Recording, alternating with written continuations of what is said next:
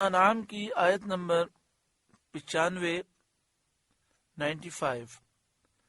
سورہ انعام کا 12واں رکوع اور 7ویں پارے کا 18واں رکوع۔ ان اللہ فالق الحب والنوى، بے شک اللہ تعالی دانے اور گٹھلی کو چیرنے والا ہے۔ ان اللہ، بے شک اللہ تعالی، فالق، چیرنے والا ہے، الحب، دانے کو، والنوى، گٹھلی کو۔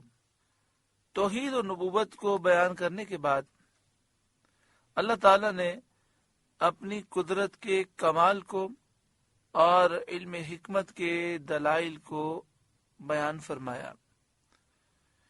ہماری زندگی کا جو مقصود ہے، جو سب سے بڑا مقصود ہے، ہمیں اللہ تعالیٰ کی معرفت حاصل ہو، اللہ تعالیٰ کی صفات اور افعال کی معرفت حاصل ہو۔ تو یہاں اس آیت کریمہ میں اللہ تعالیٰ نے اپنے کمال قدرت اور علم حکمت کے دلائل ذکر فرمائے، اور یہ جاننا کہ وہی تمام چیزوں کا پیدا کرنے والا ہے، جو ایسا ہو وہی عبادت کا مستحق ہو سکتا ہے، نہ کہ وہ بت جنہیں مشرکین پوجتے ہیں، پتھر کے بے جان بت، نہ کسی چیز کو پیدا کرنے والے اور نہ کچھ کر سکتے ہیں، بلکہ خود لوگوں نے ان پتھروں کو مختلف شکلیں دی ہیں۔ خشک دانہ اور گٹھلی جو زمین میں بو دی جاتی ہے، خشک دانے کو اور گٹھلی کو چیر کر ان سے سبزہ اور درخت پیدا کرتا ہے اللہ تعالی۔ خشک دانہ زمین میں ہوتا ہے، اس سے باریک سی کونپل نکلتی ہے اور وہ زمین چیر کر باہر آتی ہے۔ گٹھلی سے باریک کونپل نکلتی ہے اور وہ زمین کو چیر کر باہر آتی ہے، اور اس سے سبزہ اگتا ہے، درخت، پودے اگتے ہیں۔ اور ایسی سنگلاخ زمینوں میں ان کے نرم ریشوں کو اللہ تعالی رواں کرتا ہے، جہاں لوہے کی کیل بھی کام نہ کر سکے۔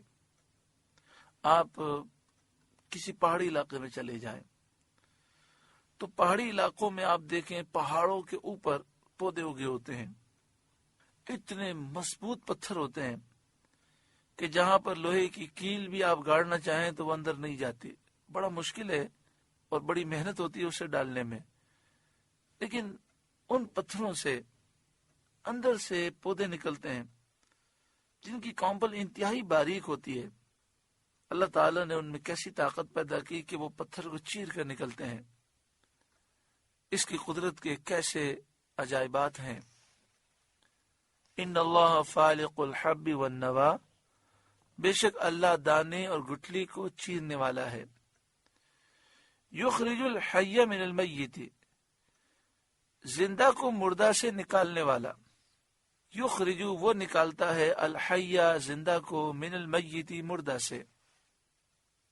اس سے مراد یہ ہے کہ جیسے سبزہ، پودا، درخت، سبزہ یہ جاندار ہوتا ہے، لیکن یہ نکلتا ہے بے جان دانے سے اور گٹھلی سے۔ انسان اور حیوان جاندار ہے، یہ نطفے سے نکلتا ہے۔ پرندہ جاندار ہے لیکن یہ انڈے سے نکلتا ہے، بظاہر انڈا بے جان ہے۔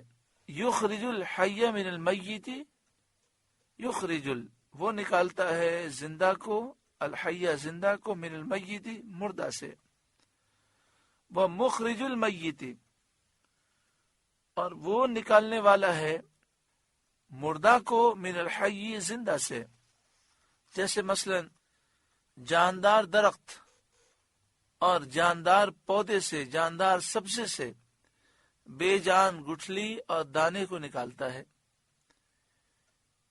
انسان اور حیوان جاندار ہے، اس سے بے جان نطفہ اللہ تعالیٰ پیدا فرماتا ہے۔ پرندہ زندہ ہے، اس سے بے جان انڈے کو پیدا کرتا ہے۔ یہ اس کے عجائب قدرت اور حکمت ہیں۔ ذالکم اللہ، یہ ہے اللہ، فَأَنَّا تُؤْفَكُونَ، تم کہاں اوندھے جاتے ہو۔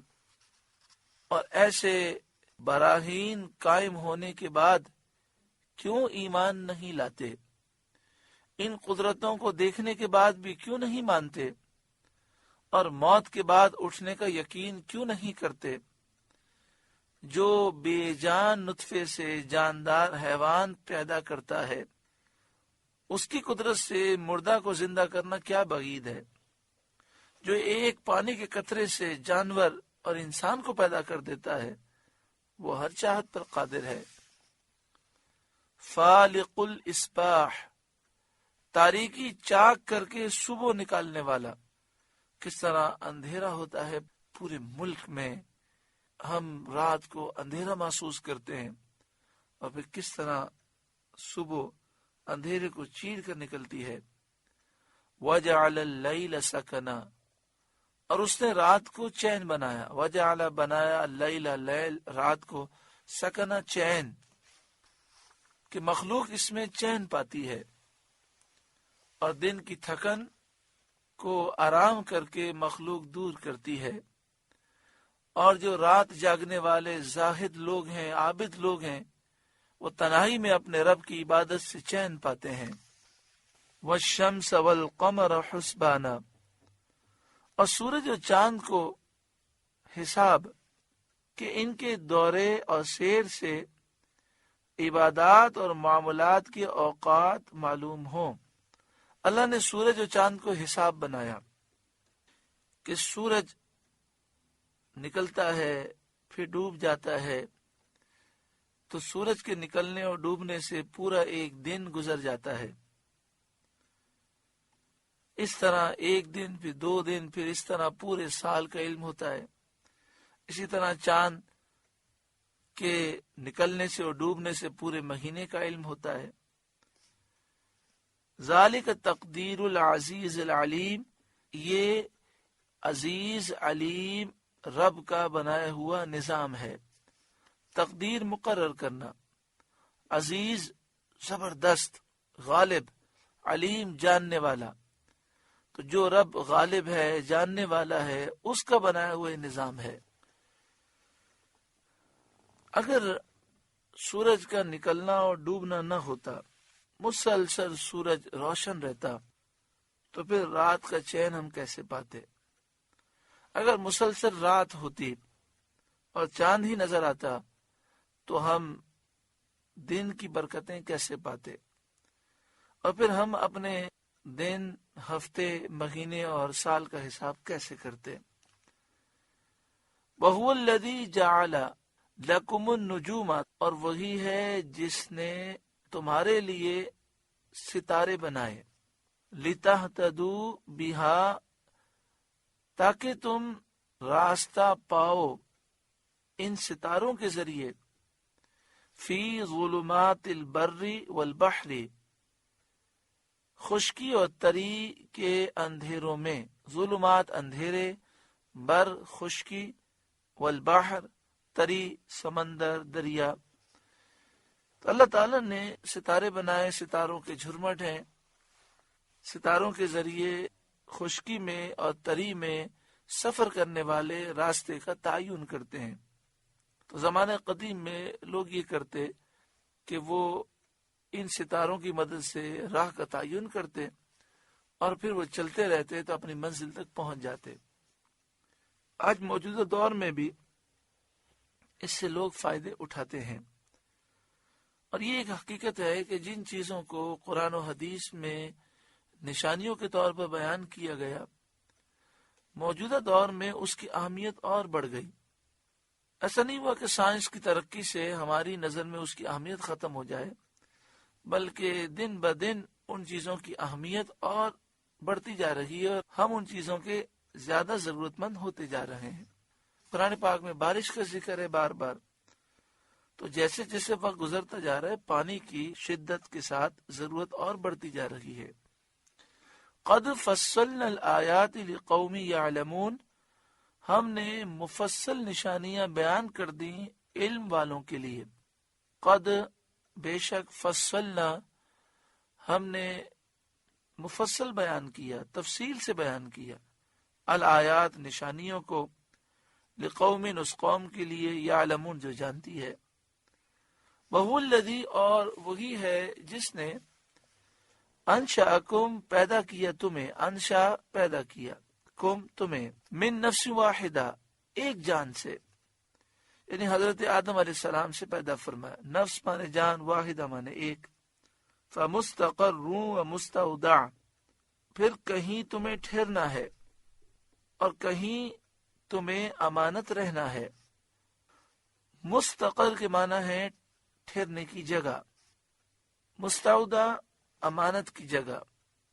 تو اللہ تعالیٰ نے ہمیں ایک جان سے پیدا کیا اور پھر فرمایا کہ کہیں تمہیں ٹھہرنا ہے، یعنی تم ماں کے رحم میں ٹھہرے، پھر دنیا میں آ کر زمین کے اوپر ٹھہرے، اور کہیں امانت رہنا ہے، باپ کی پشت میں امانت رہے، اور پھر مرنے کے بعد قبر میں امانت رہے، اور کل بروز قیامت پھر تم اٹھو گے۔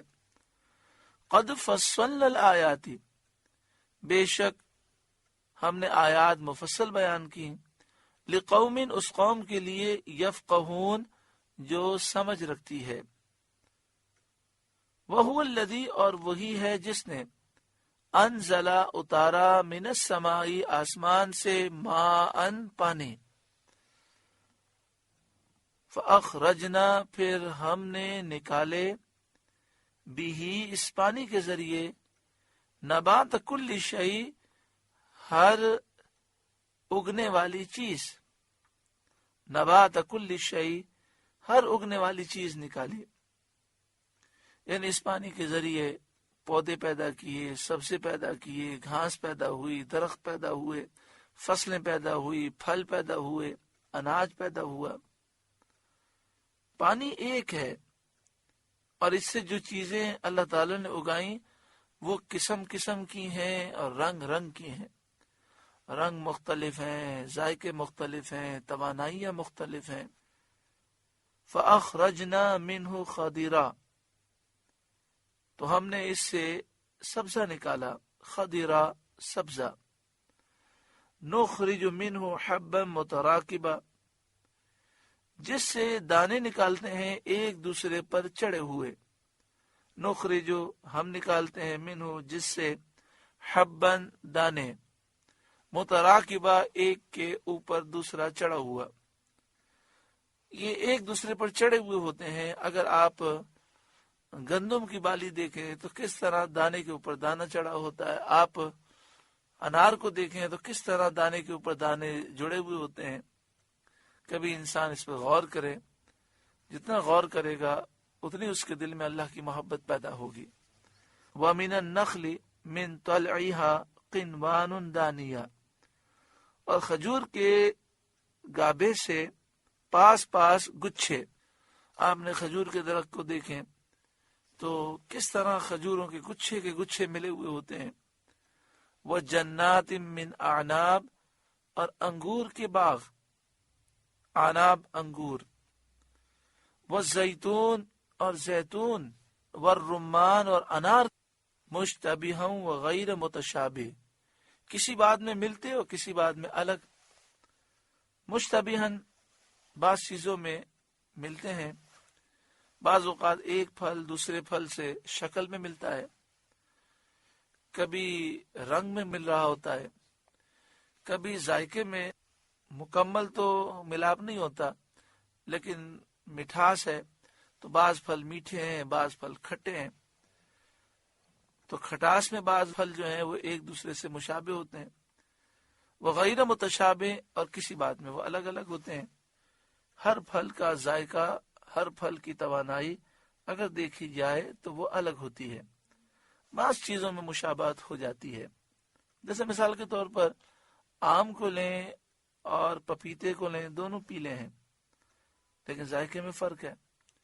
انظروا الی ثمرہ اذا اثمر وینعہ، اس کا پھل دیکھو جب پھلے اور اس کا پکنا۔ انظروا دیکھو، الی ثمرہ اس کے پھل کی طرف، اذا اثمر جب وہ پھلے، وینعہ اور اس کے پکنے کو دیکھو کس طرح پھل پکتا ہے۔ ان فی ذالکم لآیات، بے شک اس میں نشانیاں ہیں، آیات مانے نشانیاں، لقوم یؤمنون، اس قوم کے لیے جو ایمان رکھتی ہے، ایمان والوں کے لیے بے شک اس میں نشانیاں ہیں۔ اس قدر دلائل قدرت اور حکمت کے عجائب اور اللہ کے انعام و اکرام کو دیکھنے کے باوجود، اور اللہ تعالیٰ نے جو اتنی نعمتیں پیدا کی اور اتنی نعمتیں عطا فرمائیں، اس کا تقاضا تو یہ تھا کہ اس کریم رب پر یہ کافر ایمان لاتے۔ اس کے بجائے ان ظالموں نے، مشرکوں نے، بت پرستوں نے یہ کام کیا کہ وَجَعَلُوا لِلَّهِ شُرَكَاءَ الْجِنِّ، اور اللہ کا شریک ٹھہرایا جنوں کو۔ وَجَعَلُوا، انہوں نے ٹھہرایا، للہ، اللہ کے لیے، شرکاء الجن، جن کو شرکا ٹھہرایا۔ مفسرین نے فرمایا یہاں مراد یہ ہے کہ انہوں نے سرکش جنات یعنی شیطانوں کی فرما برداری کی، اور ان کی فرما برداری میں یہ بت پرست ہو گئے، تو اللہ کے حکم کو چھوڑ کر سرکش جنات یعنی شیطانوں کے حکم کو انہوں نے فوقیت دی۔ وَخَلَقَهُمْ، حالانکہ اسی نے ان کو بنایا۔ وَخَرَقُوا لَهُ بَنِينَ وَبَنَاتٍ بِغَيْرِ عِلْمٍ، اور اللہ کے لیے بیٹے اور بیٹیاں گڑ لیں جہالت سے۔ وَخَرَقُوا، انہوں نے گڑ لیں، لہو، اللہ کے لیے، بنین، بیٹے، وبنات، بیٹیاں، بغیر علم، بغیر کسی علم کے، جہالت سے انہوں نے یہ کہہ دیا کہ اللہ تعالیٰ کے بیٹے بھی ہیں، بیٹیاں بھی ہیں۔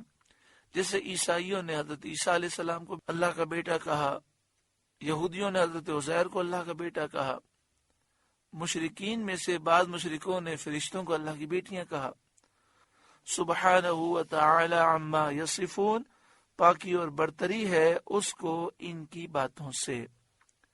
سورۃ الانعام کا 12واں رکوع مکمل ہوا۔ اللہ تبارک و تعالی ہمیں اس رکوع کے نور سے روشن منور فرمائے۔ بار بار فرمایا گیا کہ یہ نشانیاں ہیں اس قوم کے لیے جو علم رکھتی ہے، جو جانتی ہے، جو سمجھتی ہے، جو ایمان رکھتی ہے۔ اللہ تعالی ہمیں ایمان کی بلندی عطا فرمائے، مضبوطی عطا فرمائے، ہماری سمجھ میں اللہ اضافہ فرمائے، ہمارے علم میں اضافہ فرمائے۔ آپ سے گزارش ہے کہ قرآن کے اس پیغام کو آگے پہنچا کر ثواب جاریہ حاصل کریں۔